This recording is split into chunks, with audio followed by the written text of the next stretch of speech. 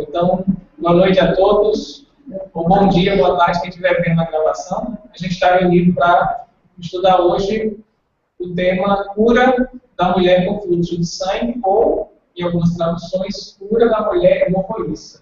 Na verdade, Mateus coloca hemorroísta e Marcos e Lucas colocam com fluxo de sangue. Interessante isso, né? E Mateus é literalmente tendo hemorragia, com hemorragia. E os outros botam fluxo de sangue. O grego também separadinho. Quem vai conduzir a reunião será Elis, que eu vou ajudar, né? Elis. Mas ela que ficou mais à frente preparando os slides, enfim, fez um trabalho aí muito legal. Então vamos fazer a prece, né? Vocês já têm o link do YouTube aí colocado no bate-papo. E a gente vai colocar o áudio para não ficar gravando a música do YouTube, certo? O YouTube não tem por isso reclamar da gente de direitos autorais. Não aconteceu uma vez. Então eu vou colocar aqui para todo mundo.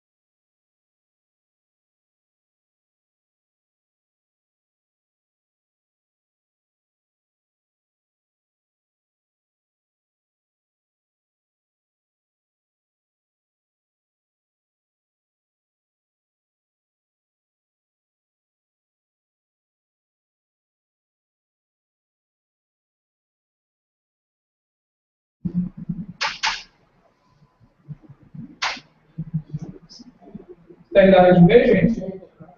Escutar, na verdade, a música. Ok? Ok. Então vamos para os slides. Né?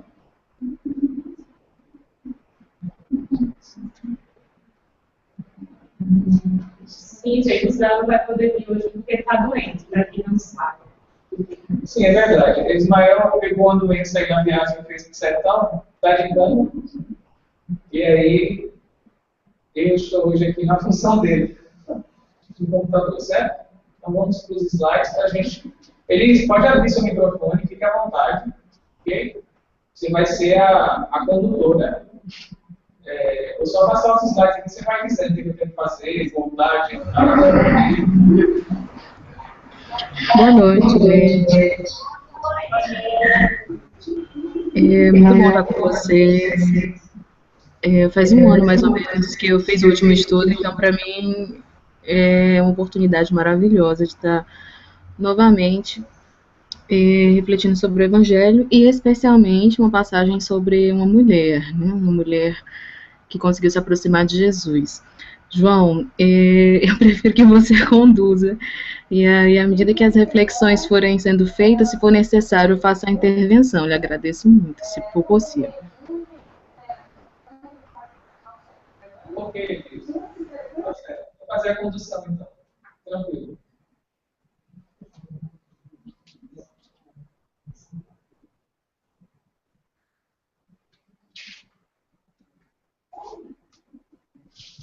Bom, tema, né, mulher, cura da mulher com fluxo de sangue. O tema aparece em Mateus, Marcos e Lucas, né, só João que não escreve sobre ele. E nós vamos ver hoje os chamados comentários espirituais.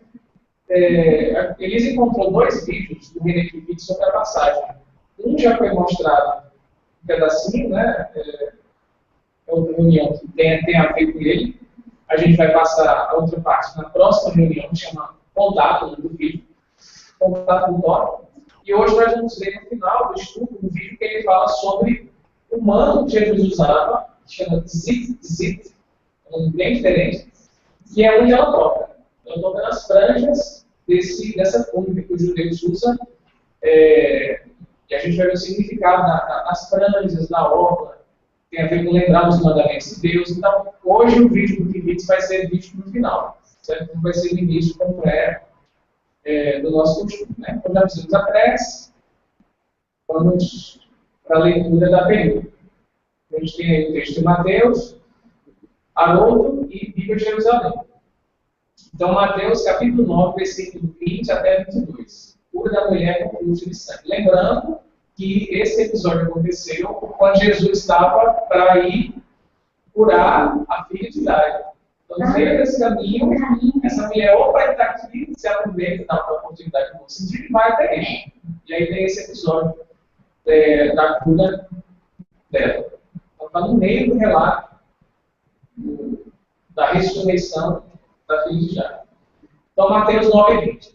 E eis que uma mulher que sangrava há 12 anos aproximou-se por trás e tocou na orla da sua veste, pois dizia consigo: se somente tocar na sua veste, serei salvo. Jesus, voltando-se e vendo-a, disse: anima-te, filha, tua fé te salvou. A mulher foi salva a partir daquela hora. A tradução de Haroldo. Bíblia de Jerusalém. Cura de uma hemorroíça. Enquanto ia, certa mulher, que sofria de fluxo de sangue, fazia 12 anos, aproximou-se dele por trás e tocou-lhe a orla do manto, pois dizia consigo: será bastante que eu toque o seu manto e ficarei curado. Jesus, voltando-se e vendo-a, disse: ânimo, minha filha, tua fé te salvou. Desde aquele momento, a mulher foi salva. A gente vai ver no slide específico essa denominação: mulher com fluxo de sangue e mulher hemorroíça. Certo? A Bíblia de Jerusalém coloca cura de uma hemorroíça. Né? E Haroldo coloca mulher com fluxo de sangue. A diferença é assim: tem Mateus, vamos adentrar. Não, é a mesma coisa, ela tinha hemorragia. Só que quando Mateus escreve, ele usa uma palavra grega que é literalmente hemorragiada com hemorragia. Ele coloca essa palavrinha, Mateus. Como o de Jerusalém colocou, assim, não, cura de uma hemorroíça. Que da grego é haimorrousa. É quase igual isso. Parece muito. Marcos e Lucas colocam fluxo de sangue. E a aluno pega do jeito que Marcos e Lucas escrevem. Certo? Uma curiosidade. Mateus escreve de um jeito, Marcos e Lucas escrevem de outro. Mas é para dizer que ela está no sangramento. A ideia é essa. Só uma questão de escrita. E aí, o trecho de Marcos, né, que está em Haroldo, e a gente vai ver depois o trecho de Lucas. Sabe? Você pode ler Marcos também. E uma mulher que estava com fluxo de sangue há 12 anos, que muito havia aparecido sob os cuidados de muitos médicos, gastando tudo quanto tinha, nada lhe aproveitando, mas tornando-se ainda pior. Depois de ouvir a respeito de Jesus, enquanto vinha na multidão, por trás da sua veste, pois dizia: se tocar apenas da sua veste, serei salvo. Imediatamente secou-se a fonte do seu sangue, e soube em seu corpo que estava curado no flagelo. Jesus, imediatamente, reconhecendo que havia saído do poder de si mesmo, e voltando-se em meio à turba, dizia: quem tocou nas minhas vestes? Diziam-lhe os seus discípulos: Vês a turba está te comprimindo, e dizes: quem me tocou? Ele olhava ao redor para ver a quem fizera isso. A mulher, atemorizada e tremendo, não sabendo o que lhe havia acontecido, veio, consternou-se diante dele e disse toda a verdade. Ele, porém, lhe disse: filha, a tua fé te salvou, vai em paz, permanece curada do Evangelho. Lucas, Larissa. A cura da mulher com fluxo de sangue. E uma mulher que estava com fluxo de sangue por 12 anos, a qual, tendo gasto toda a subsistência com médicos, não pôde ser curada por ninguém. Aproximando-se por trás, tocou na orla da sua veste e logo esgotou seu fluxo de sangue. Disse Jesus: quem tocou em mim? Negando todos, disse Pedro: comandante, as turbas te comprimem e espremem. Disse Jesus: alguém me tocou, pois eu percebi o poder que saiu de mim. Vendo a mulher, que não se ocultara, veio trêmula e, prosternando-se diante dele, relatou diante de todo o povo por qual razão tocou dele e como foi curada imediatamente. Filha, a tua fé te salvou. Vai em paz e permanece curada do teu flagelo. Então, são as três passagens, né? Vocês escutaram bem, Larissa, né? Larissa é que está mais distante, então se vocês escutaram, está ok. Então, você tem que afinar mais a voz. Tá bravo, complica a história. Mas se Larissa está bem audível, então está ótimo.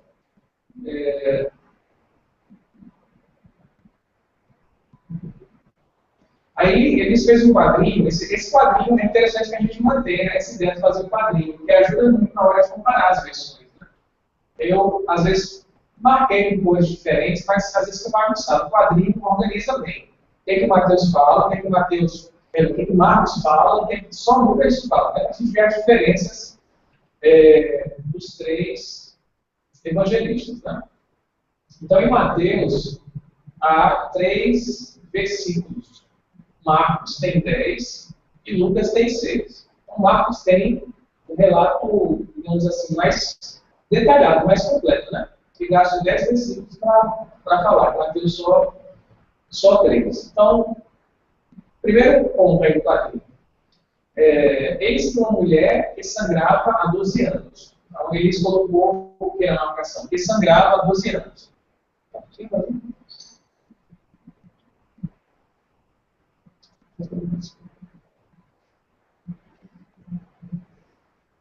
Em Marcos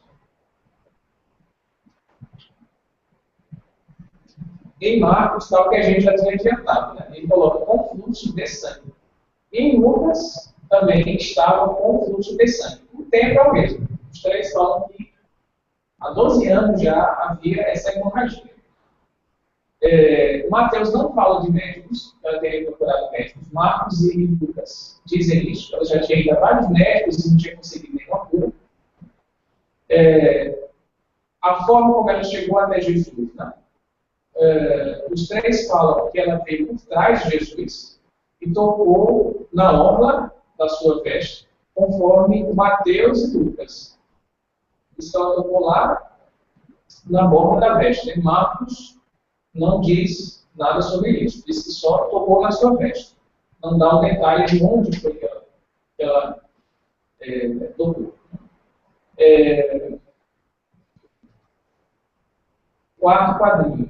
Terceiro. Ela mostra uma convicção interna, ela dizia para ela mesma, se eu tocar na veste dele, serei salva. Ela tinha esse pensamento íntimo, que é registrado por Mateus e por Marcos. Lucas não escreve nada sobre isso. O que se passava na cabeça da mulher? Aí eu fiquei pensando, como é que eles sabiam que ela estava pensando nisso? Né? Porque ela não diz isso. O texto diz assim, dizia consigo mesma, se somente tocar na sua veste, serei salva.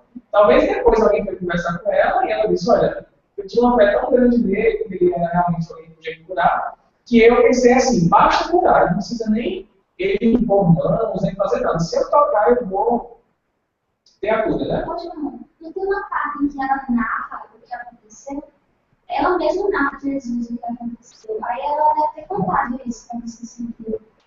Sim. Não é? É verdade. E ela contou. Aí ela, enfim. No trecho que está selecionado, né, tem a expressãozinha, pois dizia consigo, né? Então é algo dela para ela mesma. Mas, bem lembrado por Gabi, que depois ela conversa com Jesus. Né? E Lucas mesmo fala isso, né? E acho que Marcos também. Ela dizendo para todo mundo, né? Essa convicção que ela tem. Certo. E no final, tem o processo da cura, né? E Marcos e Lucas dizem que imediatamente secou-se a fonte do seu sangue e Lucas logo estancou seu fluxo de sangue. Mateus não tem esse finalzinho. É sobre o resultado do processo. Né?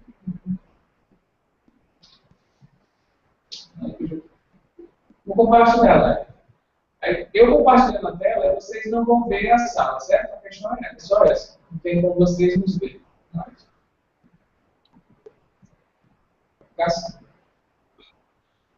A gente some de vocês. Aí o que vocês preferem? Preferem ver os slides na tela ou preferem ver a gente?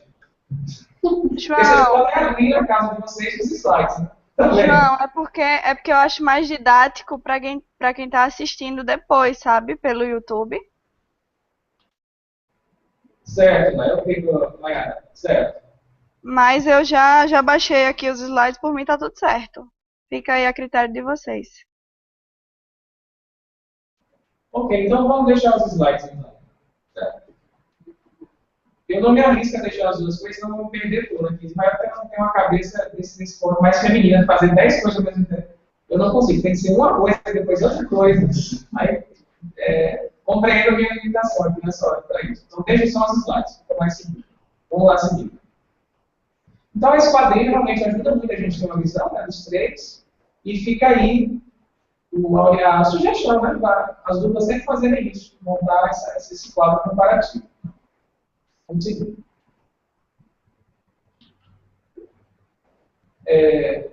Ainda no quadrinho, tem mais 4 itens para serem comparados. Em Marcos, tem o quê? O relato que Jesus reconheceu que havia saído poder dele mesmo. Lucas também diz isso. Jesus fala, né? Um poder que saiu de mim. E Mateus não escreve sobre isso. E é interessante que a gente for lembrar da letra da música Vestes de Amor, como é que está lá? Não dá poder. E a gente vai assistir um vídeo de uma palestra que a Aruba fez há muito tempo sobre essa cura. E ele fala virtude. Inclusive vai dizer que quando você se aproxima da lei de Deus, você desperta virtudes, ele interpreta assim. Só que mais recente, ele foi fazer a tradução, eu já vi ele falando isso, que ele colocou na tradução poder, porque é o que está em grego. Está lá poder, é dinamis. Saiu o poder de mim. Eu fui ver a Bíblia de Jerusalém, também tem poder. Então saiu o poder dele, o poder espiritual. Porque virtude, às vezes, você entende no sentido ético. Virtude de você ser paciente, você ser altruísta. Mas aqui a ideia do poder sair dele. Alguma coisa saiu e tocou, atingiu, né, a enfermidade e curou. Então, a palavra mais certa seria o poder, como a Ana traduz e a Bíblia de Jerusalém também traduz. Mas a letra de equivalência de concretude. Aí seria isso. A outra questão seria, quando Jesus fica, né?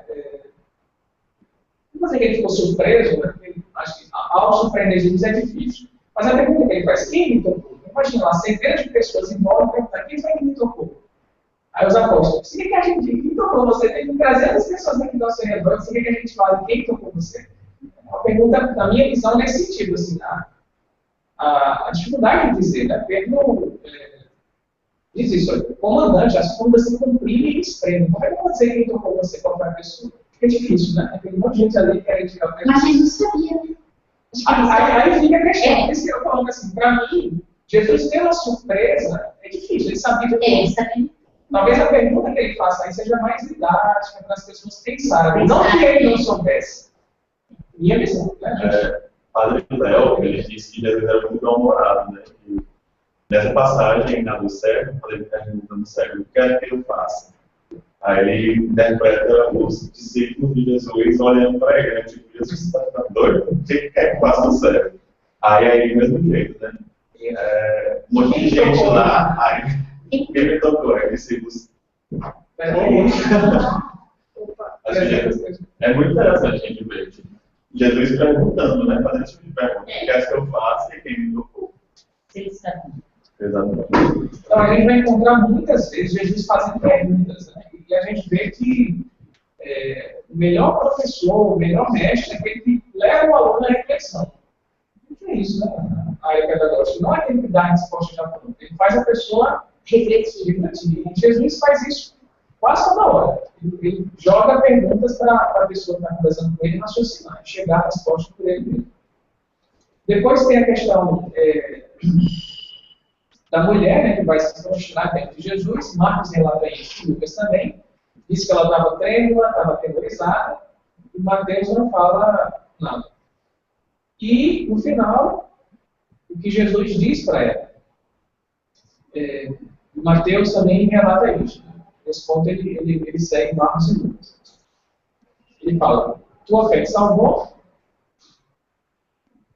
Em Marcos, tua fé te salvou. E Lucas, tua fé te salvou. Segue em paz. E essa expressão, tua fé te salvou, também vai aparecer em outras coisas que Jesus fez. Ressaltando que a gente tem que ser ativo na busca da cura. E não ficar só esperando que venha o milagre. Ela teve a iniciativa de ir até Jesus, passar pela vida das pessoas, né? E chegar Ela buscou, né? Buscar e achar dele. A gente vai ver cada coisinha dessa. Eu achei interessante porque todos os evangelistas mostram que Jesus chamou ela de filho. Isso. Isso. Ele usa a palavra, de fato, é filha mesmo. Né? No sentido assim, desde proximidade, né? Porque ele se preocupava com ela. Às vezes ele chama mulher. Mulher é interessante isso. E aí ele chamou de filha.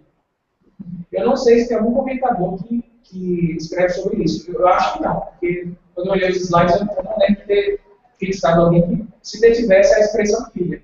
Ele vai usar mulher, vai usar outras coisas, mas aí especificamente é filha. Isso é interessante. A gente pode pensar e depois tentar ver o porquê disso, né? Então, nesse penúltimo capítulo de Lucas, mostra que ela relatou diante de todo o povo por qual razão tocou nele e como foi curado imediatamente. Então, ela deve ter visto, né? E você falou, né? Ela acreditava que realmente só. Ela conta a história. Ela conta a história. Exatamente, ela conta a história. Vamos lá. Sim, deixa eu ver se.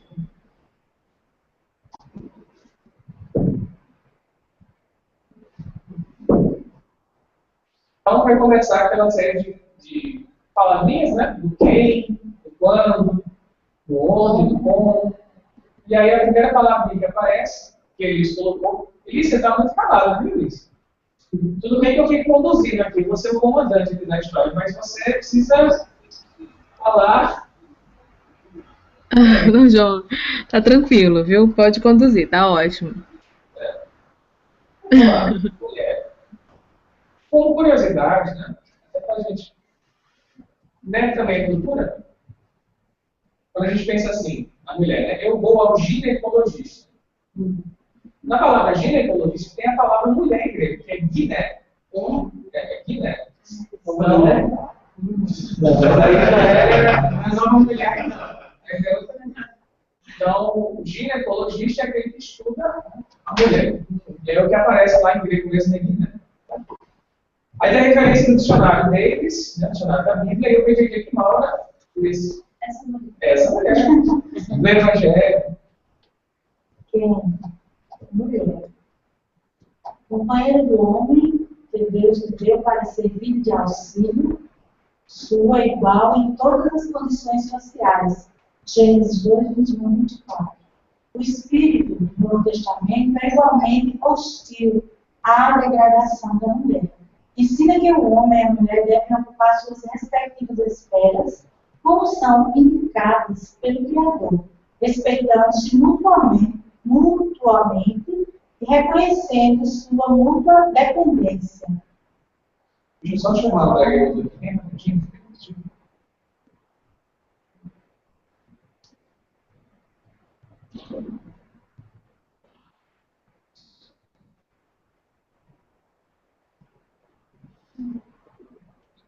Ainda para ler, né? Ainda está bom. O que eu achei interessante desse slide, então, quer comentar, Laura? Você que leu sobre a mulher? Eu acho muito bonito esse início aí, né? Companheiro do homem que Deus lhe deu para servir de auxílio, sua igual em todas as condições sociais.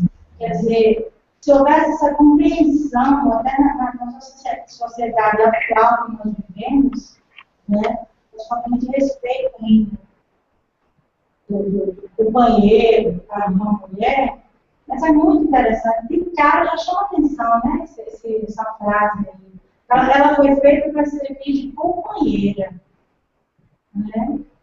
Infelizmente, não conseguimos chegar a esse patamar ainda, né? Quando se trata, no caso da violência à mulher. Só isso mesmo. Então, tem um trecho que Paulo e Fernando gostam muito de citar, né? Está no livro dos Espíritos, que é a igualdade dos direitos do homem e da mulher. Então, na codificação espírita fica muito explícito que não há diferença em termos de valor, quem é superior, quem é inferior, do homem para a mulher. Os dois têm a igualdade, porque, no fundo, nós somos espíritos, né? Momentaneamente, em experiência feminina ou masculina. Mas o que é interessante é que aí o Davis cita o Gênesis. Né?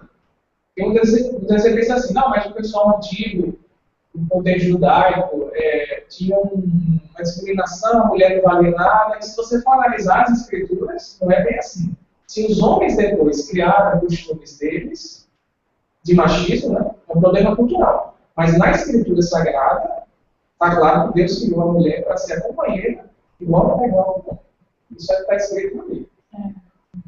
E Jesus dá à mulher um espaço, em várias passagens do Evangelho. Ele acolhe a mulher de uma forma muito fraterna, muito explícita, e não a coloca como segundo plano, né? Como alguns vão querer. Você quer falar, Elis? Você que é uma feminista assumida, veste a camisa, quer falar alguma coisa sobre isso? João, não sou feminista assumida, não, hein?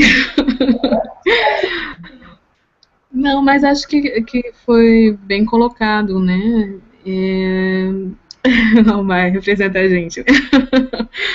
Eu penso que achei super interessante quando vi no dicionário essa descrição, essa definição, que é justamente como você colocou, a gente não tem ideia, né, de que essa era a orientação.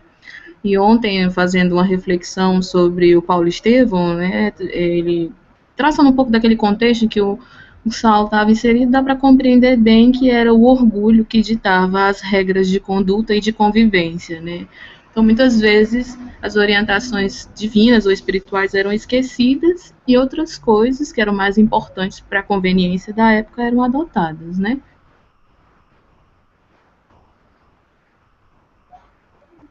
Muito bom. Muito legal, né? Então, vamos seguir, tá?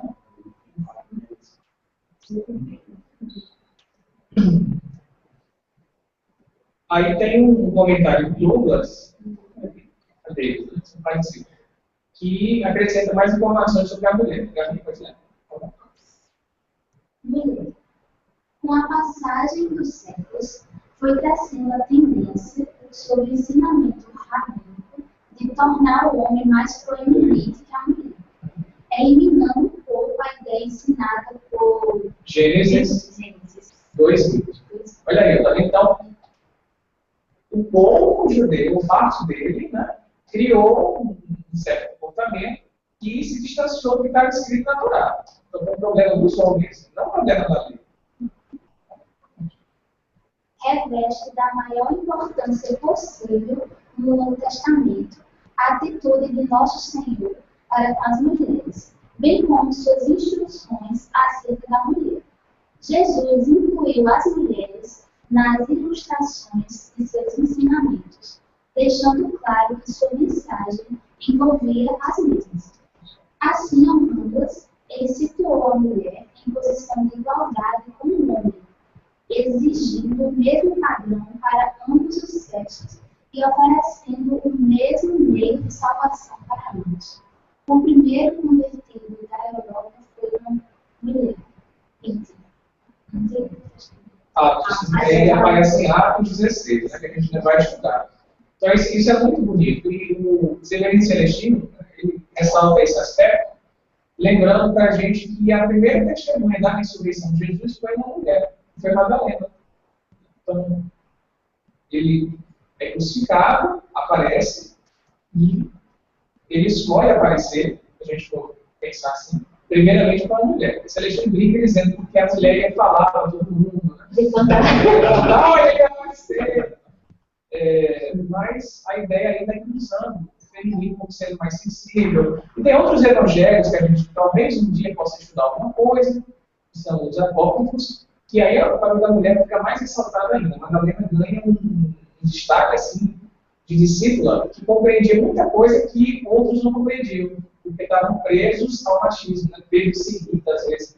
Como é que ele revela para você coisas que não diz para a gente que é homem? No Evangelho também aparece isso, né? Mas aí são cenas para capítulos que a gente um dia talvez vá conhecer. Mas o aspecto feminino fica ainda mais ressaltado nesses textos, certo? Então é algo muito marcante no cristianismo nascente, né? A figura da mulher. É muito marcante isso. Pela sensibilidade, tudo isso, né? Até hoje. Médium, deixa eu ver se está aparecendo aqui, a gente fica aí, pessoal. Dá para ler? Aí, médium? Então, um pouquinho. Vai ter uma Aí tá bom. Médium. Nos tempos bíblicos, a prática médica, tanto de judeus quanto de gentios, não era mais do que o uso de remédios supersticiosos. Não é de se admirar, portanto, que eles tenham se mostrado ineficazes. Porque no texto, acho que é Marcos e Lucas só escreve, né, que ela nos corrige, ele diz assim, o texto diz, em vão foram ineficazes os métodos que ela tentou uma cura. Ela passou 12 anos e deve ter buscado muitas pessoas da medicina, mas ninguém conseguiu curar. E aí o texto está dizendo que, naquela época, os remédios eram mais na base da superstição do que propriamente como a gente hoje sabe os princípios ativos. Né? É o que o Kinner fala ali. Prossigo. Pode ir. Tobias. São só os evangelhos. Pode ir por embora muitos médicos no mundo grego fossem escravos, fontes judaico-palestinas sugerem que os médicos na Palestina obtinham amplas rendas. Quer falar uma história do médico, sabe? Não, tem uma história que a gente viu que era, não sei na época de Jesus, né? Mas bem lá no princípio era o sacerdote que exercia a função de médico, né? Ele que examinava, né, quando a pessoa estava com uma cegueira ou não. Isso é verdade. Aí alguns comentadores falavam que o sacerdote muitas vezes era quem assumia o papel, né, de médico. Eu me pergunto até como é que ficaria essa relação a partir do ponto em que, por exemplo, o homem não podia tocar na mulher com fluxo de sangue, muito menos no sacerdote, né? O sacerdote não podia tocar em doente, não podia tocar em morto, não podia tocar em mulher que tivesse no ciclo. E tudo isso, né? Mas eu não sei se haveria outros métodos, né? Aí quando ele trouxe essa questão aí de escravos gregos, médicos, né? Isso aí já é mais interessante. Tinham realmente muitos gregos que tinham muitos conhecimentos na área das ciências, nas áreas da matemática, filosofia, né? Área médica. Então é muito provável que alguns deles também exercessem essa função. Naquela época, essa parte de cura, de medicina, era muito ligada às coisas sagradas. Né? O Egito tinha muito isso, o pessoal era muito ligado a doenças mágicas, então eles não separavam como a gente faz hoje. Eles não iam a fundo, então, estudar o corpo, será? Não tinha profundidade de conhecimento que a gente tem hoje, né? Então era tudo feito com base de ervas, encantamentos, era algo supersticioso. Meio bíblico, né? Sim. Tinha um lado de sagrado muito forte, né? Algumas doenças que só hoje, com a gente com o avanço da medicina, podiam ser curadas de forma técnica. Né? Eles apelavam mesmo para as situações divinas, curadores como Jesus, né? E existiam também outros, não era só Jesus curado. A gente sabe que mediunidade e cura existe desde o homem homem. Então, no Egito tinham pessoas que curavam através de posição de mãos, na Grécia tinha pessoas assim. Então, homens bons e capazes de curar sempre existiram. Então, havia de ter a procura por esses homens. Né? Quando ela escuta dizer que tem um curador naquela região, ela 12 anos procurando alguém para curar, não encontrou, ela vai estar chegando a salvação dela seria... E realmente foi a fé, né? Duas coisas que eu lembrei. Tem um filme que eu indico bastante, que é em inglês, em português é o Físico. Em inglês é The Physician. Isso. E fala sobre medicina na época da Idade Média. E quem praticava medicina eram os barbeiros. Isso na Europa. É muito interessante esse filme. E outra coisa, eu não lembro qual livro que eu li, mas é da série dos romances de Emmanuel, em que se consultavam, né, homens, né, que tinham poderes, que tinham porções, que curavam, né, através desses meios. Eu não lembro. Talvez seja, Larissa, há 2000 anos, quando a Alemanha quando o mundo está tentando encontrar alguém para curar a Lívia, né? Talvez seja isso. Paulo chegou também, né? Quando chegou, estava no Egito. Há 2000 anos. Pois deve ser há 2000 anos. Mas, enfim, isso mostra que realmente eles tinham uma prática médica muito supersticiosa, no sentido de não ter conhecimento como a gente tem hoje, né? De testar princípios ativos, etc. Tinha esse avanço. Teve que esperar alguns séculos para trazer conhecimento mais preciso. Fluxo de sangue. A expressão que aparece em Marcos e Lucas não aparece exatamente assim em Mateus. Aí vai estar as palavras gregas aí, certo? Fluxo de sangue. A parte dos significados mais usuais da palavra fluxo, o termo é também usado biblicamente em conexão com a enfermidade. O que é o sentido mais visual da palavra fluxo? O rio que flui, uma água que flui. É coisa que tem movimento, são fluxos. Mas ele está dizendo que, biblicamente, quando se fala em fluxo, tem a ver com enfermidade. Se levar um corte no braço, uma mulher tendo uma hemorragia por causas... Só um ponto. O fluxo dá a ideia de continuidade. Algo que está ali, né? Acontecendo, de fato, com continuidade. Em Levítico 15, 2, o termo hebraico sof denota uma emissão qualquer que tornava suas vítimas ritualmente imundas. Uma pessoa estava emitindo alguma coisa, um homem, né? Teve uma ejaculação, ele estava impuro. Uma mulher menstruou, estava impuro. Então, qualquer coisa que saísse dele, emitisse alguma coisa, tinha a ideia de estarem imundas ritualmente falando. Ele é essas, né?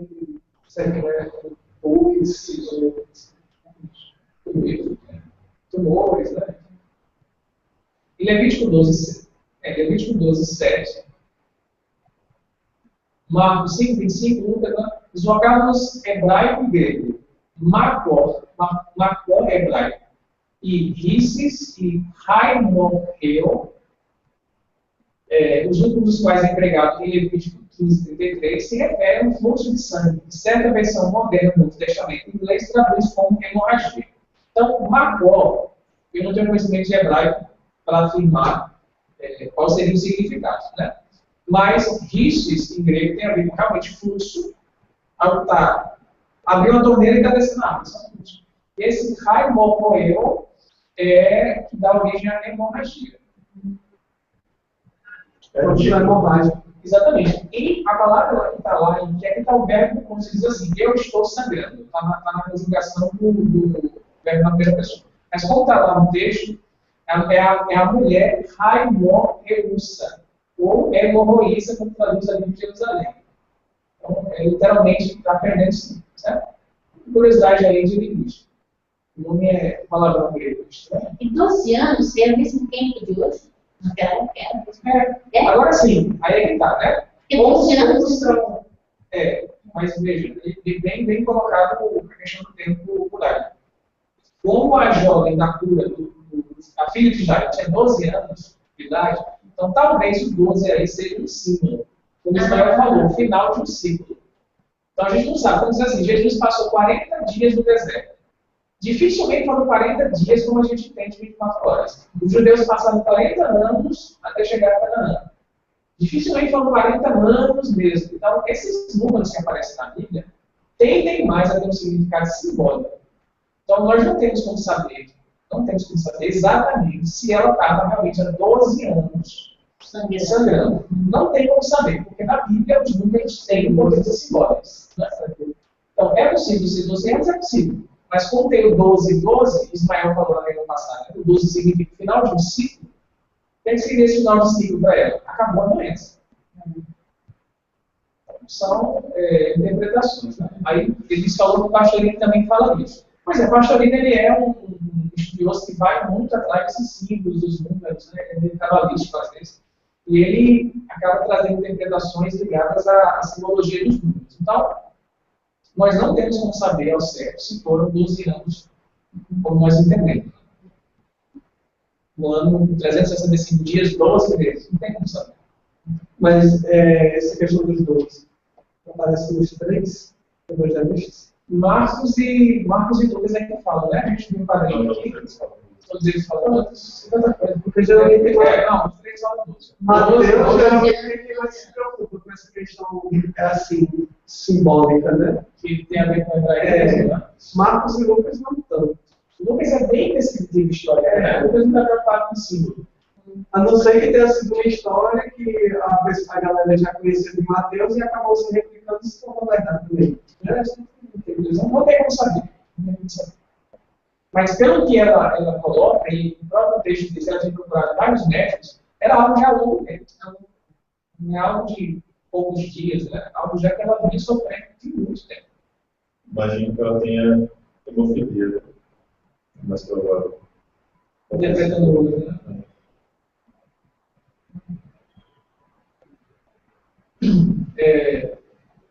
Aí o contexto que eles colocam é bem interessante do livro de Levítico, que a Alana, inclusive, fez um estudo ano passado, que eu recomendo que vocês assistam o Levítico, e fala muito sobre a questão do que é puro, do que é impuro, do que o judeu considerava mais próximo de Deus ou mais longe de Deus. Esse livro dá uma série de regrinhas de como o judeu viver de forma pura.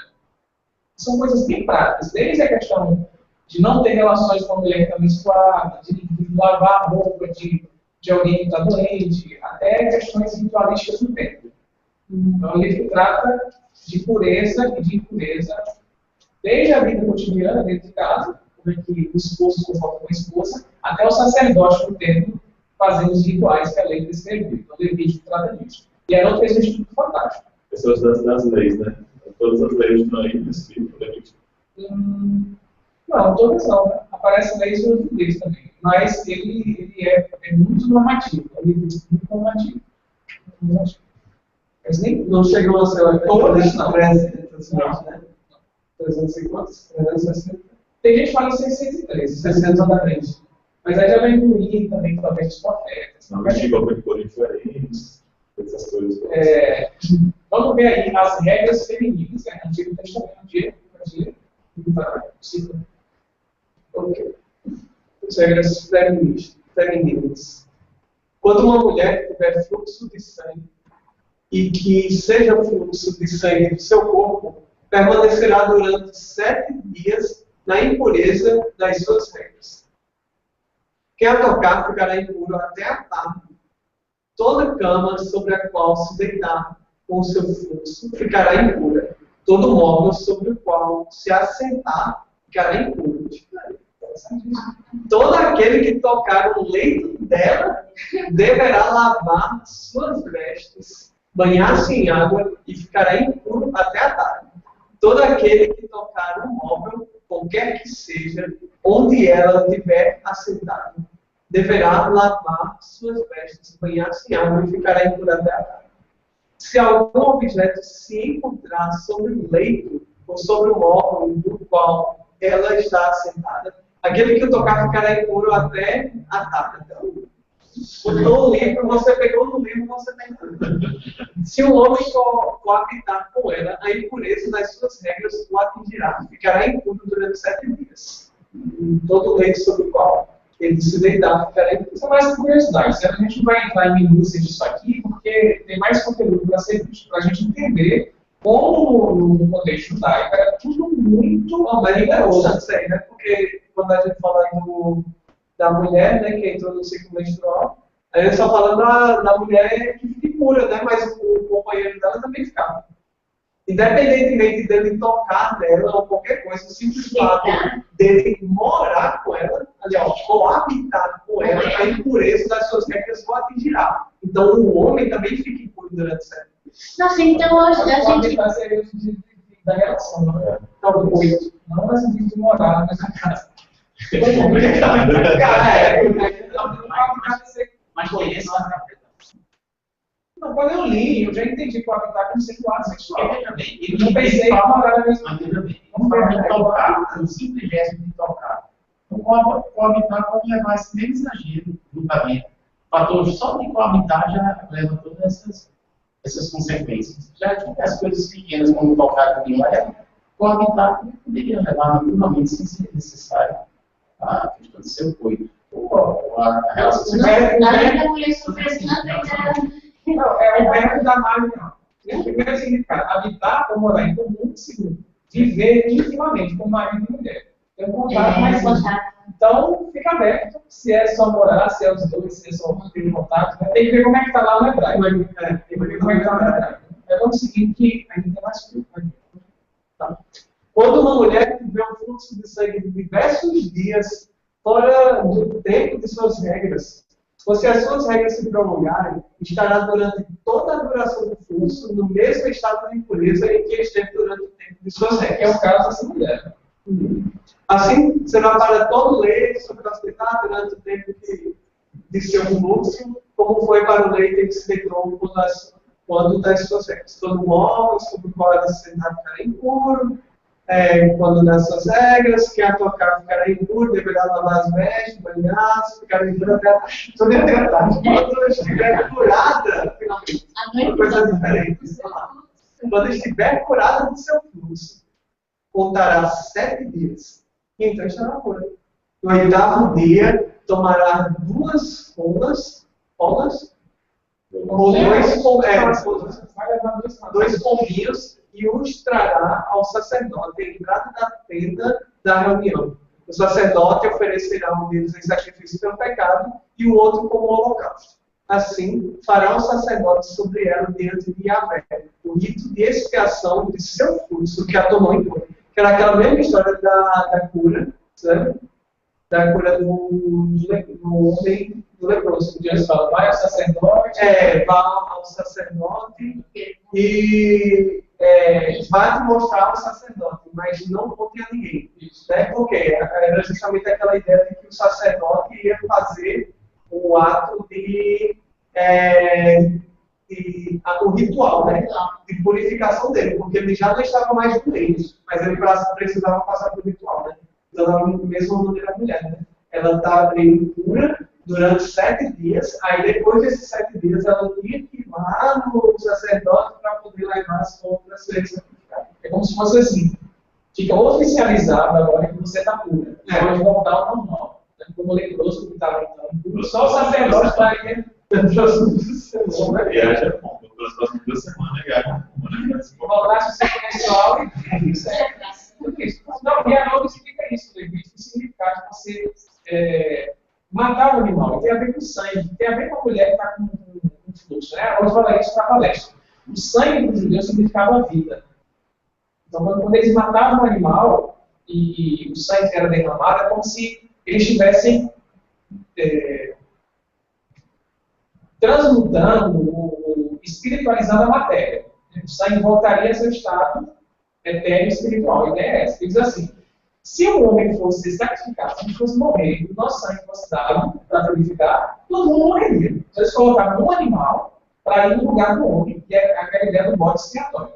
Ele é que vai se sacrificar pelos nossos pecados. Nossa, fez uma ligação muito estranha. Eu falei isso. Os primeiros povos da Europa faziam esse ritual para matar.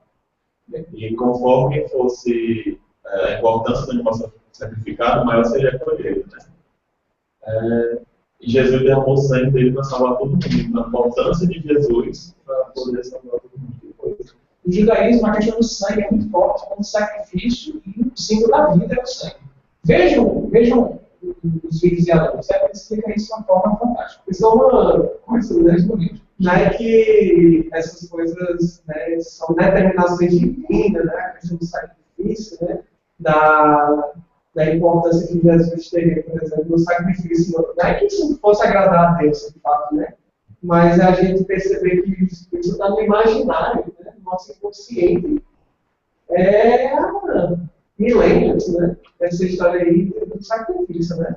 Então, quando Jesus ele vem e se põe no lugar do cordeiro, menos do que uma coisa que Deus iria se agradar com aquilo, né? É mais uma questão, uma atitude pedagógica da parte de Jesus, né? Porque ele vai, né? E com os mesmos instrumentos que eles conheciam para sacrificar o animal, ele se sacrifica. Só mais uma comparação com a passagem anterior, né? A questão da impureza. Tanto a questão do sangue quanto a questão do cadáver eram consideradas impurezas, né? Para aquela sociedade. Então Jesus quebra dois protocolos aí, né? Tocou na pessoa que estava dita morta e deixou que uma mulher o tocasse e ele ainda conversa com ela e não repreende, não diz, como é que você me tocou, você está puro. Se fosse um homem mais rigoroso da lei, a primeira coisa que ia fazer uma advertência, você não pode tocar em mim. Que atrevimento é esse, se ele tocar em mim, sou um sacerdote? Jesus, né? Nossa, ele é um profeta, um homem santo, ele não faz essa repreensão. Ele entende a mulher, diz que ela pecou, e ele quebra todos os protocolos que os judeus mais radicais seguiram. Em nome do amor, ele quebra tudo isso. Veste. O quê? Tá isso? Tenta falar mais simples. Vou falar devagar. Veste. Veste externa. Manto, peça de vestuário utilizada sobre a peça interna. Pode ser utilizado como sinônimo de vestuário completo de uma pessoa. Então a ideia que está na palavra grega aí é o que se coloca por cima de uma roupa interna, certo? Como se fosse um manto, algo que cobre. Pode ser o vestuário completo, né? Mas a ideia primeira, se ela não tem pontapé de arroba, ele coloca um significado lá no dicionário, então seria a cara, aquilo que está mais exterior no vestimenta. E é o que ela de fato vai tocar.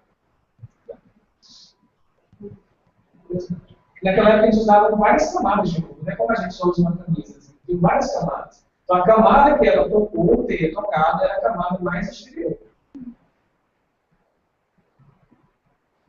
E aí vem a orla. Na orla ou borda das vestes judaicas masculinas eram feitos bordados com fio azul púrpura, tá em números. Trata-se de um preceito cuja função era evocar a necessidade de cumprimento dos demais preceitos. Desse modo, essa orla era sinal característico dos fiéis observadores da Torá, em Aruto. Aí, não está aí no texto, mas quando ela diz assim, a necessidade de cumprimento dos demais preceitos, que demais preceitos seriam esses? Os 613 mandamentos, como em geral se diz, ou como ele colocou aqui, 619, segundo Maimônides. Maimônides foi um pensador judeu, assim, um dos mais estudados da Idade Média, e considerado um grande filósofo judeu. Então, para ele, não seriam 63, ele colocou mais 6 aí, 619. Para lembrar de cumprir os mandamentos. Na função desses fios, tipo azul púrpura, seria lembrar todo mundo, viva os mandamentos. Né? E aqui na imagem, a gente vê aqui no cantinho, ó. Tá vendo aqui, ó? Não sei se vocês estão vendo aqui, ó. E a gente vai colocar um vídeo no WhatsApp que mostra um brasileiro judeu explicando isso, mostrando essa peça, né, que é o talit, que eles chamam. E no talit tem esse zitzit, que é essas franjinhas. Em cada canto, se não me engano, são 4. Tem 4 franjinhas dessas. Ô, João, uma coisa que eu lembro, quando o Hugo, né, o nosso amigo que é judeu, veio aqui, ele disse, brincando, né, que judeu é muito esquecido. Então, por ser esquecido, ele tem que utilizar meios de lembrar, né, do cumprimento da lei. Então, esse aí é uma forma externa de lembrar o cumprimento da lei. Eles pode falar, viu? Fica à vontade. Vou desligar aqui o áudio para a Eva. João, só no comentário anterior que você colocava o comparativo em relação aos estudos sobre a cura, durante todo esse estudo, o que vinha na minha mente era quase o Haroldo falando, porque quando a gente escuta as palestras do Haroldo, parece que aquilo foi gravado na sua mente e aquilo volta. Então ele tem uma frase que diz assim, num estudo sobre o Paulo Estevão, que ele diz assim, Jesus veio para impor os costumes celestes. Então, a todo tempo nesse estudo, essa frase voltava na minha mente, tanto no uso da veste, que ele fazia muito mais por uma questão para não ofender ou para não se tornar um radical mesmo, mas que ele sabia exatamente que a veste não era tão importante, ou quando a mulher toca ele. A todo momento ele vai modelando o comportamento, vai trazendo novos valores e trazendo esses costumes, né? E trazendo um pouco para a nossa realidade, a gente vai ver mais à frente como é que a mulher com fluxo de sangue vai também fazer um comparativo com a nossa realidade atual, mas aí vou deixar mais para o final. Ok, Liz. Realmente, a gente vê, né, o que seria essa veste, vê as franjinhas, né, na orla e tudo mais, nos ajuda a visualizar bem onde ela teria tocado. E nessa imagem mostra bem que é um dela. Né? Tem uma simbologia aqui, a gente não sabe se isso aqui é Jesus ou não. Está com cara meio... Ele está de frente, né? Talvez no momento que ela se prostrou. Mas enfim, fica aqui simbolizado onde seria esse toque, né? Essa parte aqui da franjinha. E tem um vídeo que eu já anotei para não esquecer, para colocar aqui no WhatsApp, e o brasileiro explica isso de uma forma ótima, leva lá o talit, mostra.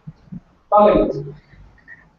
Aí ela nessa imagem, ela está tocando na orla, e você vê que tem a franjinha. Na imagem, como você colocou, acho que você colocou isso já, eu ouvi, mas cortou um pouco. Né? Tem uma diferença entre essa franjinha e essa orla aí. Depois a gente vai ver como você colocou, que é o tzitzit, né? Certo, vamos lá. Pode ir o baiano. Essa é a área. Fala bem da imagem. Orla da veste. Lá? Orla da veste. Borlas. Beirada ao longo das bordas e uma veste. A borda era segura no lugar ou no botão azul.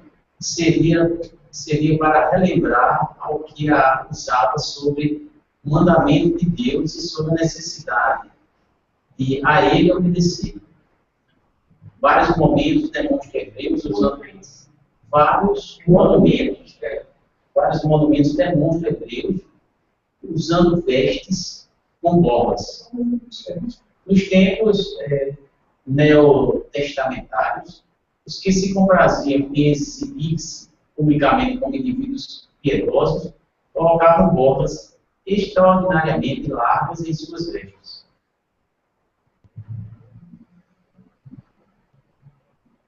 Alguém falou aqui da questão da lembrança, né? Se eu falei mais ou menos aí para lembrar. Borlas, né? Eu achei lá. Para lembrar o que usava sobre o mandamento de Deus. A borla voltando aqui para a imagem, isso aqui, ó. Certo? É isso aqui. Esse cordãozinho aqui, isso é a borla. É uma palavra que eu não conhecia. Tem a orla, que é a esterilidade, provavelmente dita. Aí quando você troca isso aqui, é a borda da camisa. E eu colocasse como penduradozinho. Esse pendurado chama borla. Aparece até aqui na Google, se colocar borla, aí ele dá várias imagens, ó, de algo como se fosse pendurado mesmo. Não tem na imagem. Um fiozinho assim solto. Lembra um pouco aqueles chaveiros chineses. É como se fosse uma vassourinha. É uma vassourinha. É uma que fica pendurada. Isso é a borla. Certo?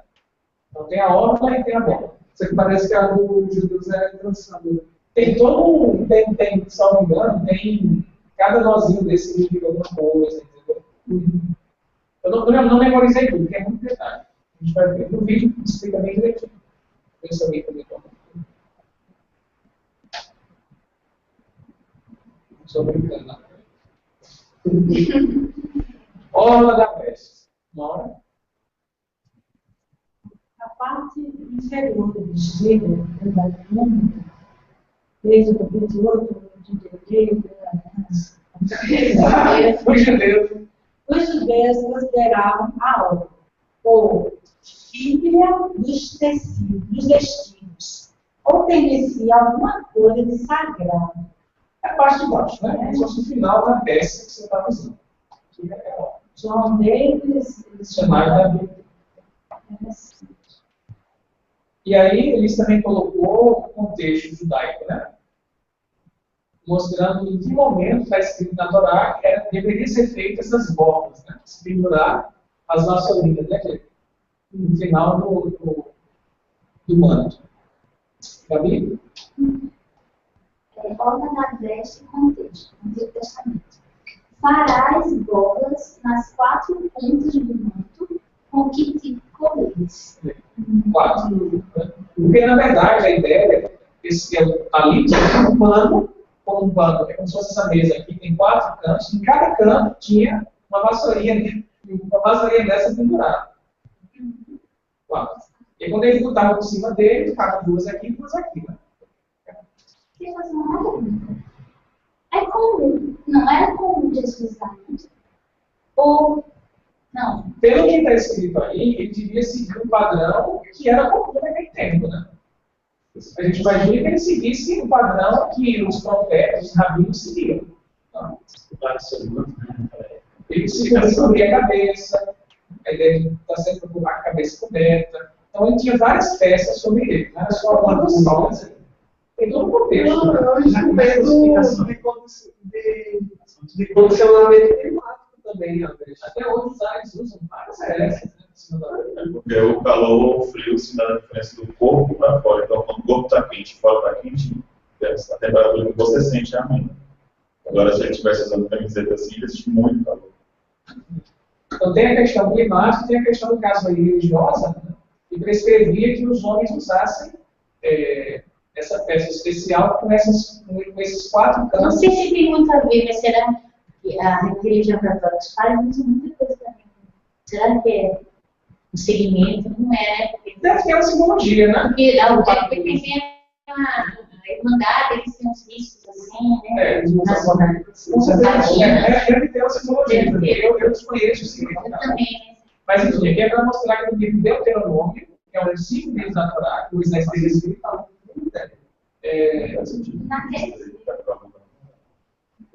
passo isso até agora é difícil se quiser. Vamos ver aqui. Zacarias, pega. Naqueles dias, 10 homens de todas as línguas das nações agarrarão o judeu pelas vestes e dizendo: nós iremos contigo, porque ouvimos que Deus está conosco. Pelas vestes, né? Mostrando que ele tinha. As vestes já tinha significado. E em números, deixa eu ver se tem algum comentário aqui, pessoal. Pode ir lá aí, pode ler. Orla das vestes, contexto Antigo Testamento. Números. Fala aos israelitas, tu lhes dirás para as suas gerações que façam borlas nas pontas das suas vestes e põe um fio de púrpura violeta na borda da ponta. Trareis, portanto, uma borla, e vendo-a, nos livrareis de todos os mandamentos de Yahvé. Eu os porei em prática, sem jamais seguir os desejos de vossos corações e dos vossos olhos, que vos têm levado a vós prostituir. Então, veja, a recomendação aqui é de lembrança, como a Larissa muito bem lembrou, para não esquecer de cumprir os mandamentos, que a gente não corre no dia a dia, com os nossos interesses, como ele fala aí, os desejos do nosso coração, nossos interesses pessoais. A gente acaba esquecendo de viver a lei de Deus, e a gente por impulso muitas vezes. Então, como eles sabiam que era difícil ter uma disciplina, vamos deixar na veste para lembrar, tá vendo? A lei que a gente colocasse assim, você tem uma tatuagem, seguir o evangelho, ficar só na hora, seguir, não esquecer de Jesus. Então, é um recurso de disciplina religiosa. A orientação que está lá é nesse sentido. A intenção é de lembrar dos mandamentos. Não é para ficar se exibindo, como foi dito no slide anterior. É de lembrança.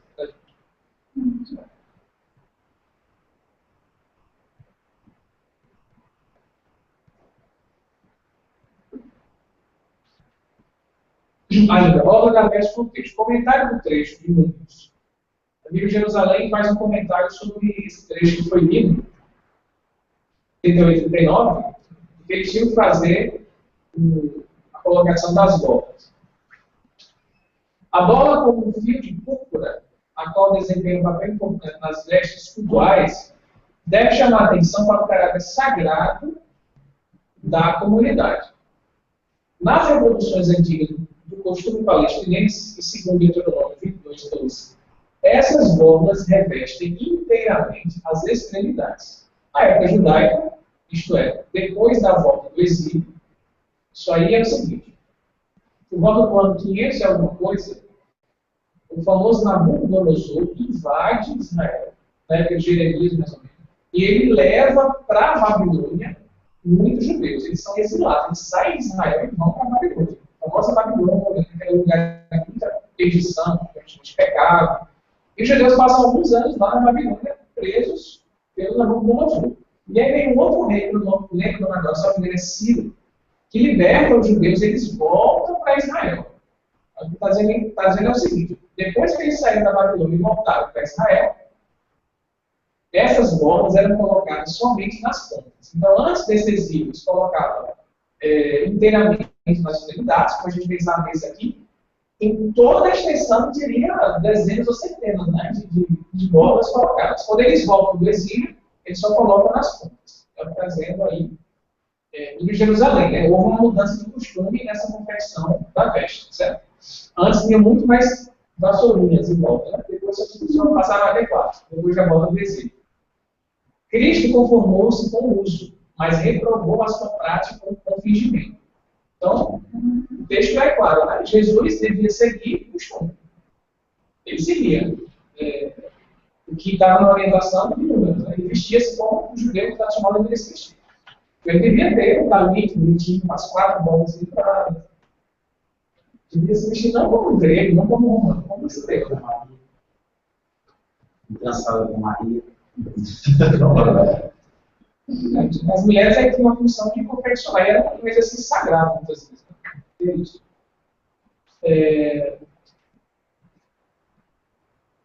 Eles estão comentando sobre a parte da cura.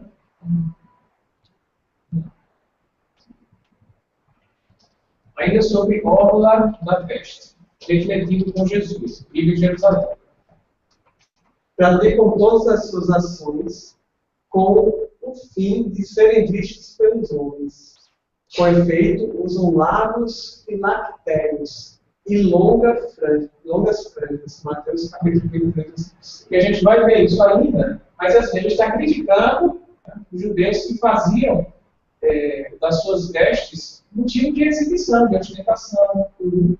E aí fazer comprido, né, para chamar a atenção, porque assim, como se fosse assim.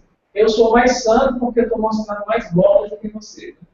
Então, se a quantidade fosse fazendo lembrar mais da lei. E aí o que eram filactérios.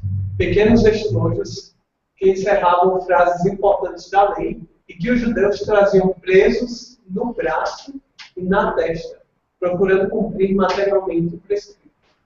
e tivesse um estojinho, colocasse dentro escrito uma passagem. Amarrar o teu próximo a ti mesmo. E aí tem braço, o braço vai se lembrar. É aquele que amarra. Aqui eu tenho certeza, eu não tenho certeza, mas eu lembro que naquele que ele amarra tem que mais uma frente. Pode ser isso mesmo, ele enrola pelo braço inteiro, né? Não tenho certeza, mas pode ser isso, certo? Então, assim, eles tinham várias práticas exteriores para se lembrar da lei. O objetivo é isso.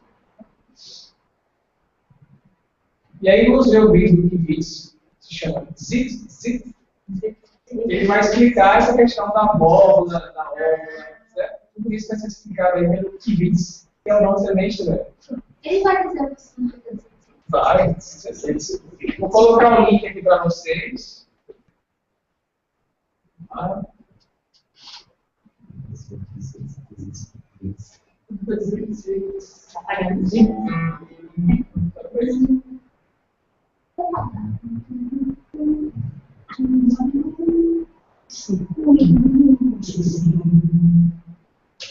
Pronto, vocês podem começar a assistir aí o vídeo, certo? Nós vamos ver aqui, vou fechar lá.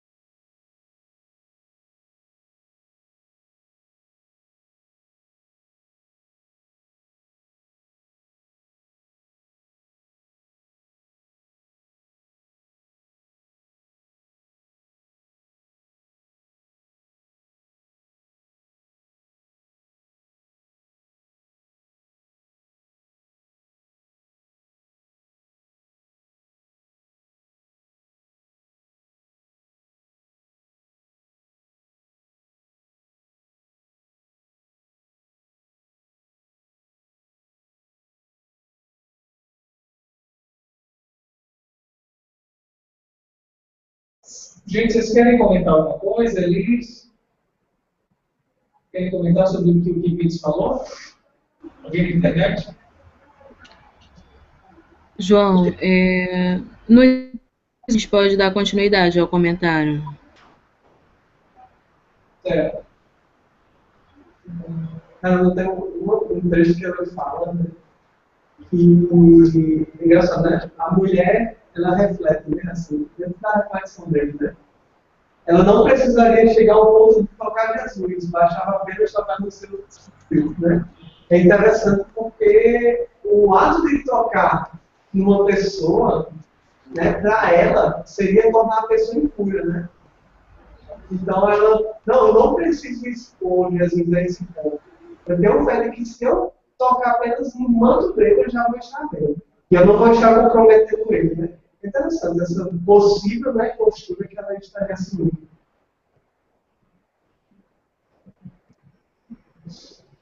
Gente, eu vou compartilhar aqui a tela só para a questão do filactério, né, para vocês verem como é que o judeu usa hoje. Ele enrola no braço e tem realmente na testa. Vai até aí no topo da cabeça, fica esse quadradinho. E aí, justamente, esse quadradinho é um estojo, onde eles colocam dentro, pelo que a gente entendeu no comentário, uma passagem do ensinamento, né? Para ele se lembrar disso, né? Isso aí é o filactério, tem um judeu aí fazendo a sua oração.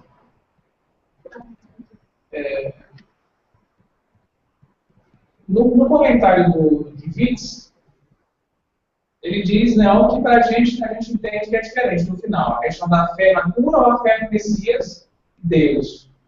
Então, eu não sei se era a intenção dele, se eu entendi bem ou não, identificar Jesus como Deus. Para nós, Jesus não é Deus, a gente sabe disso, para nós espíritas, né? Ele sempre volta a relevância.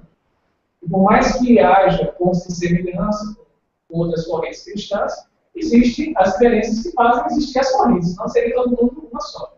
Então, o questionamento dele é: o que traria a cura? Né? Seria a fé da mulher por si só ou a fé decorrente da proximidade com Jesus? Sim, claro, sei, mas Jesus é o Messias. Não, perfeito. Mas aí ele fala Messias e fala Deus depois. Então, na minha entendida, da fala como se Jesus fosse Deus. Né? É só para deixar registrado, né, que a gente separa Jesus de Deus. E ele fala também uma coisa bonita, que ela não teve medo de tocar. Sobre quando descobre, ela fica com medo. O texto diz isso. Quando ela é descoberta, quem me tocou? Aí ela se apresenta e fica trêmula e aterrorizada, como está lá no texto, que eles descobriram. Eu não queria tornar Jesus seguro por você, não fez isso, tá? Mas ela foi descoberta. Ela foi com medo, e agora? Vão me condenar? Eu fui contra a prescrição da Torá. Ela fica trêmula quando fica diante de Jesus e recebe o carinho de filha. Uma coisa que se a gente não vai pensar nesse texto é a questão da ousadia. Né? Você imagina uma pessoa doente, né? Não se sabe quantos anos ela ficou fragilizada por essa enfermidade. Mas como foi difícil para ela chegar a Jesus? Com toda aquela multidão, com toda aquela gente ao redor dele, que aí ele provavelmente a essa cura também. E ela teve essa ousadia, né? De chegar lá e ter a fé de acreditar que na Bíblia diz na obra, né? Na obra do justiça de Jesus, tá? Se tão somente eu tocar as obras de Jesus, eu serei curada. Mas ela já foi com aquela fé, né? E com certeza que o Jesus disse com a fé salvou. Mas houve a questão da coragem, da ousadia, eu acho muito lindo essa parte. Só mostrar aqui, porque a imagem fala mais do que ele falar nesse caso. Porque eu não sei se essa é a obra ou não. Vamos falar. A gente vai compartilhar a tela aqui com vocês. Pesquisa como Zip. Ele não apareceu. Essa é uma obra genérica, né?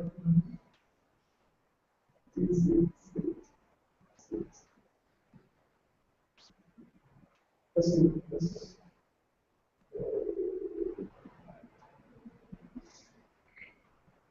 Tem muito. Tudo junto ou não tem muito?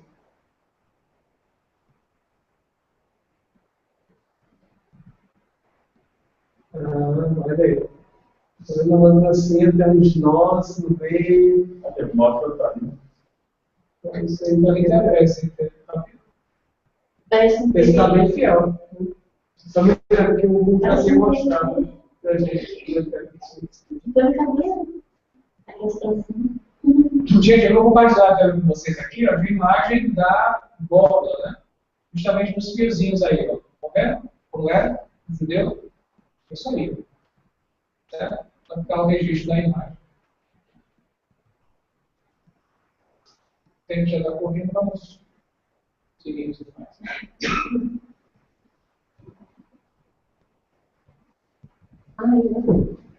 Outra imagem, né? Foi parecido isso.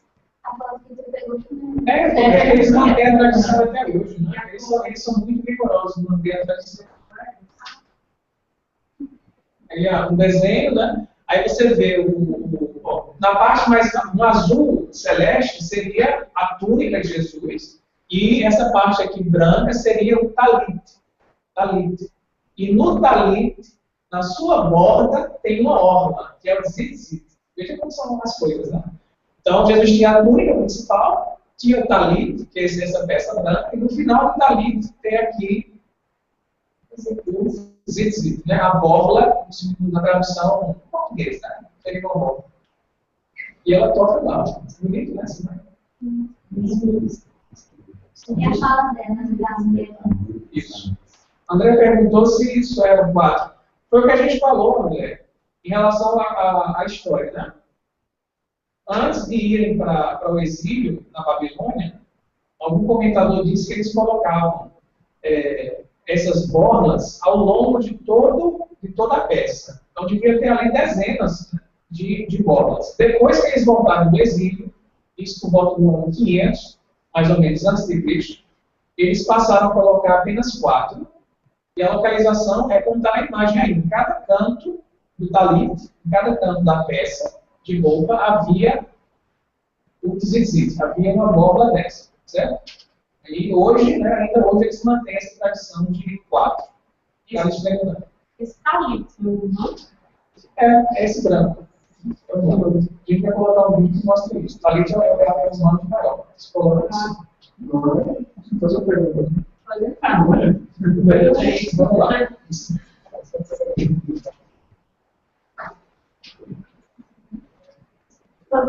E aí a imagem, né? O tzitzit fica na alma, qual é? Tzitzit. Mas para vós que temeis o meu nome, brilhará o sol de justiça, que tem a cura em seus raios. Asas. Mas para vós que temeis meu nome, brilhará o sol de justiça e salvação. E salvação estará debaixo de suas asas. E saireis e crescereis como bezerros do cevador. Malaquias 4. Então, eles colocou essa reflexão sobre o vídeo tão medida.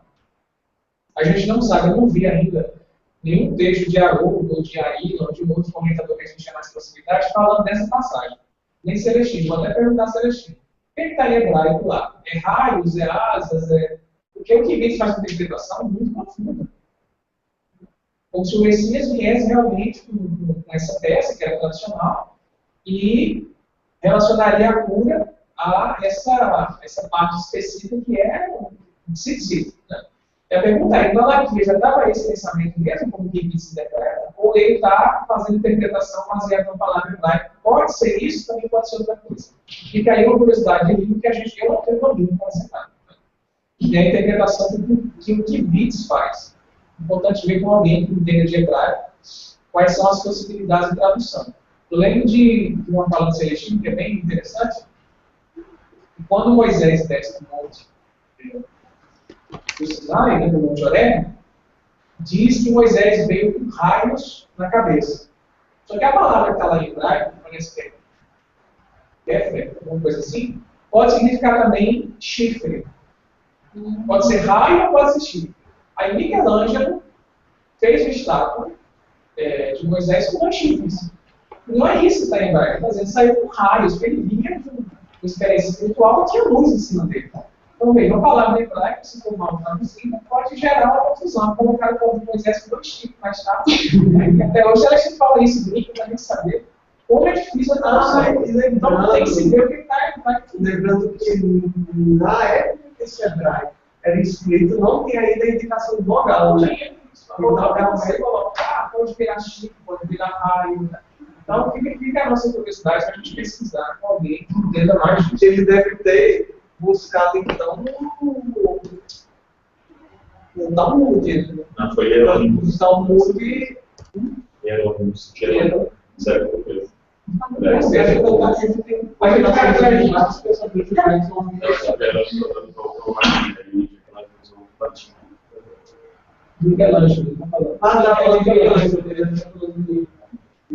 Bom, aí tem os comentários de chat e embaixo do link da gente. João. Já está em cima da hora.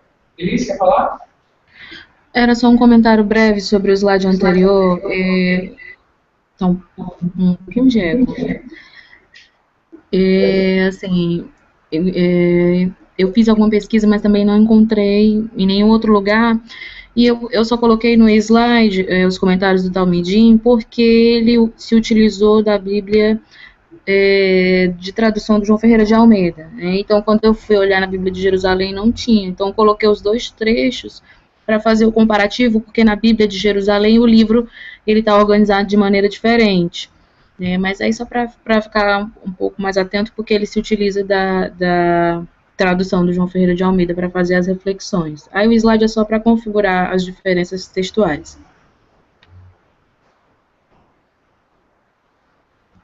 Ok.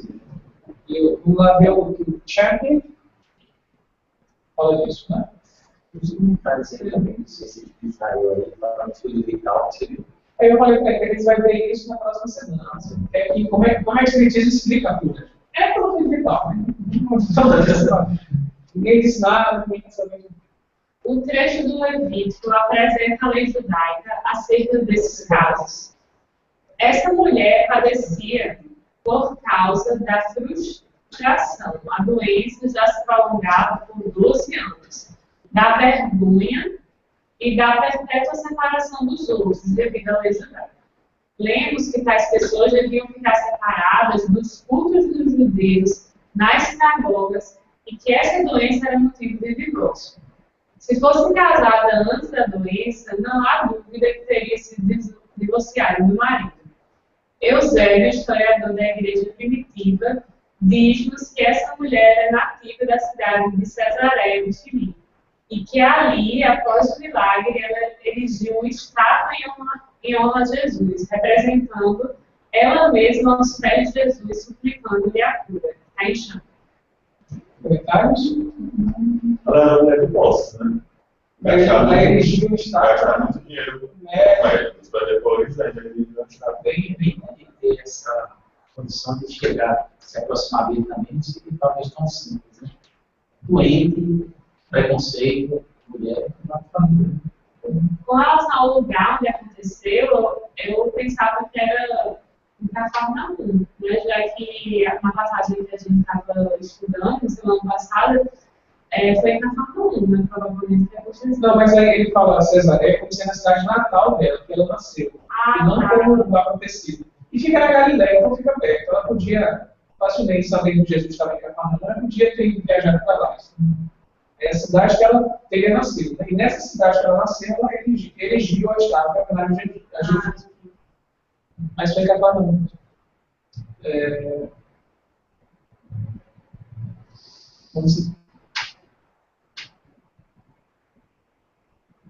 Veio por trás dele. Eduardo. Veio devido à vergonha de Almeida, pois sabia que uma mulher, nessas condições, se tocasse em um homem, seria considerada criminosa pelos judeus, porquanto lhe transmitiria sua imundícia, obrigando-o a lavar-se totalmente, como também suas roupas, e a ficar apartado do povo até o fim do dia. Naturalmente que o propósito dela era tocar em Jesus sem que ele percebesse. Então, em respeito a ele, com medo de ser incriminado, uma série de questões, né? Fizeram com que ela tivesse uma cautela imensa para chegar perto.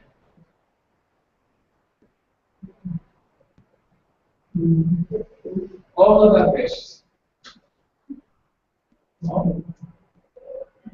Jesus obedecia essa lei cerimonial, mas não com motivo de ostentação, como faziam os judeus, os fariseus e outros.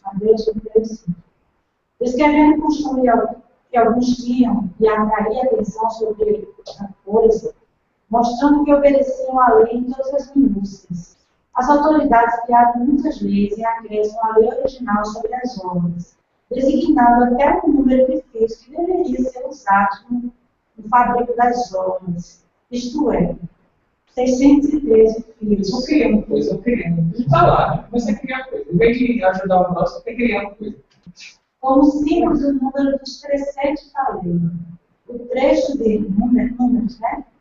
Números 15 e 39, mostra que o mandamento, no princípio, visava somente lembrar os mandamentos de Deus. Os mandamentos podem ser os 10 mandamentos.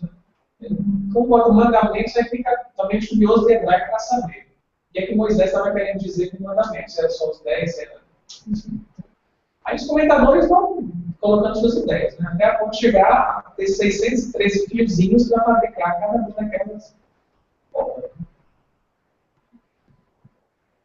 Então, o Shannon também reforça a ideia que Jesus usava o talito, pela peça branca, com as bordas no final. Ele seguia a tradição. E aí vem um comentário do Pastorino, que está em Sabedoria do Evangelho, do volume 3. Deixa eu ver se alguém fala sobre... A gente vai ver semana que vem. O catamento, menstruação, era considerado impureza legal e contaminava todos os que tocassem a enfermo ou que fossem por ela. Por isso, a pobre mulher mantinha secreta sua enfermidade. Sendo esvoaçante, o manto era mais fácil de ser tocado que a túnica presa à cintura e mais aderente ao corpo. Que era solto.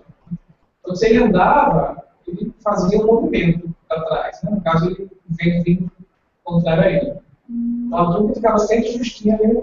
Então, ela não precisava chegar exatamente assim próximo. Se ela viesse até aqui, meio metro, um metro ali, conseguia tocar no talito.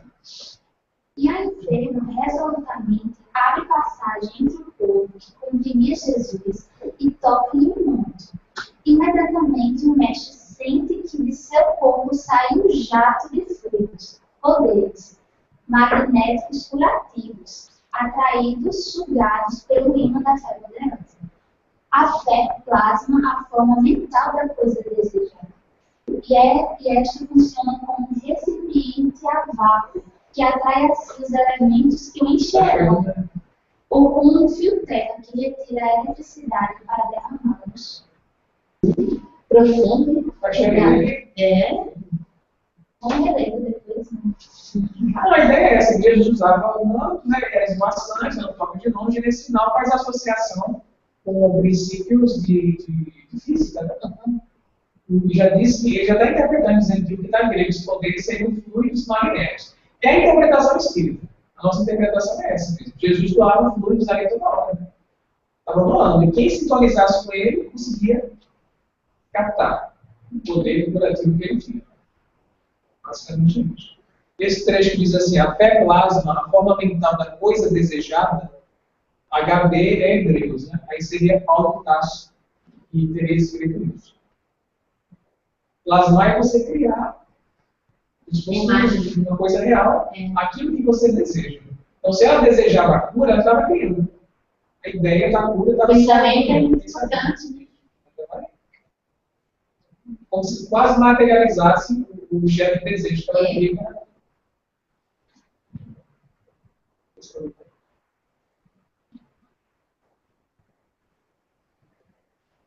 Então, para fechar, pastorino ainda, né? Aí, tá bom. Quando a mulher, que já se refizera de sua emoção, ao sentir-se curada, viu que fora descoberta, talvez por um olhar mais penetrante de Jesus, confessou o seu gesto. O mestre não lhe faz a mínima restrição limitando-se a atribuir todo o mérito do ocorrido à sua fé.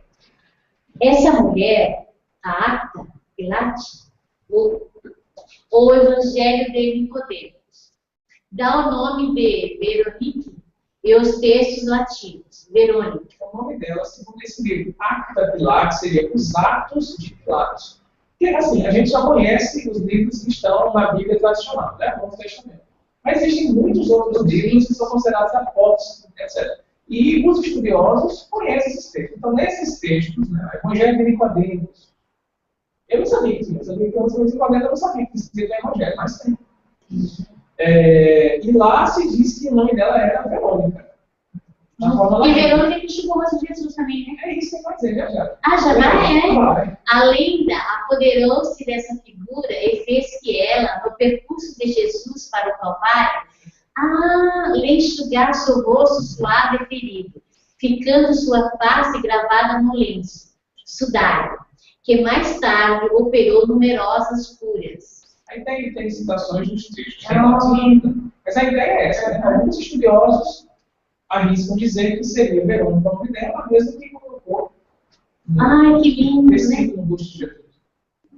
É a tradição. Eu achei tão lindo, isso me chama a atenção, porque, eu posso falar rapidinho só, lá no Paraná, né, eu vivi minha infância e adolescência um pouco, então tinha aquela exposição assim, né, na época da Paixão de Cristo, e eu tinha loucura para ser a Verônica. Chegava um determinado posto, ela subia assim, né? E mostrava assim, soltando Jesus. E eu chorava, eu queria cantar igual a mim. E ela cantava ainda. Né? Vou falar assim, nada, sabe? Eu ficava até arrepiada. Então, quando eu falei assim, Verônica, eu lembrei, né? Qual é a região que você... Minas? Não, Paraná. Oeste do Paraná. Interessante. Você conhece Paraná? Não sei se é pelo menos assim, conheci muita decisão. Estudeiras do Oeste. Gente, pelo tempo, são 9h15, né? Pelos slides a gente terminou, certo? Eles fiquem à vontade aí para fazer alguma crença no final, se você quiser. João, só tenho a agradecer o eco de novo. A oportunidade do estudo e assim, no início a gente, como você colocou sobre a questão do feminismo, eu acho que esse trecho do Evangelho aparentemente simples traz boas lições de humildade, né, de renúncia, e aí também fica a reflexão para a gente repensar a condição da mulher na atualidade. Muito bom, obrigada pela oportunidade.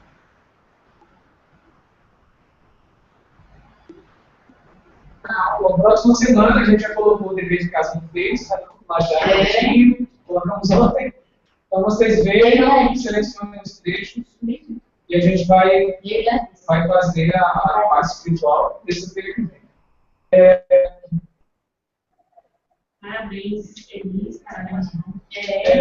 Não, mas, André, você está com o violão aí, porque no começo você não estava conectado, a gente colocou a música Vestes de Amor pelo YouTube, né? Mas é a melhor escolha de luz, né? A versão perfeccionense da música, com certeza. Vamos escutar André.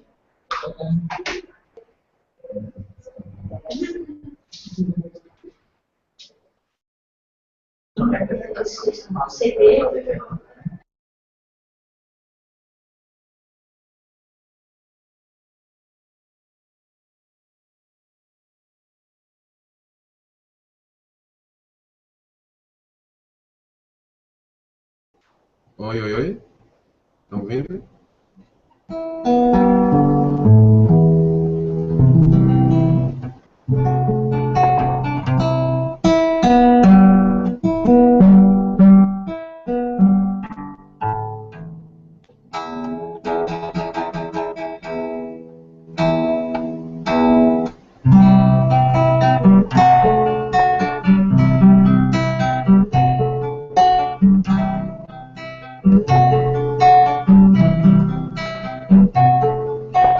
Querido povo, se tem saindo de mim, a virtude em mim.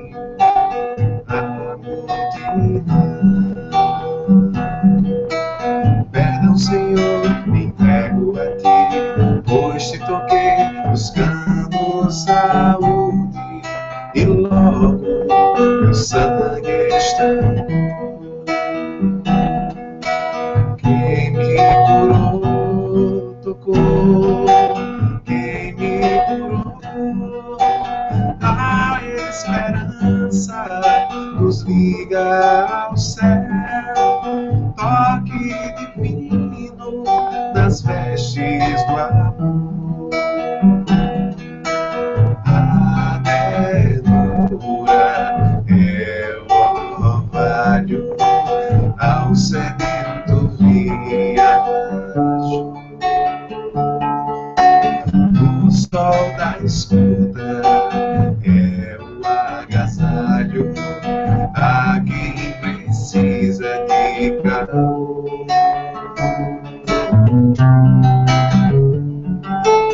Vai em paz, minha irmã, foi a tua fé que te salvou. Foi a tua fé que te salvou. Foi a tua fé que te salvou.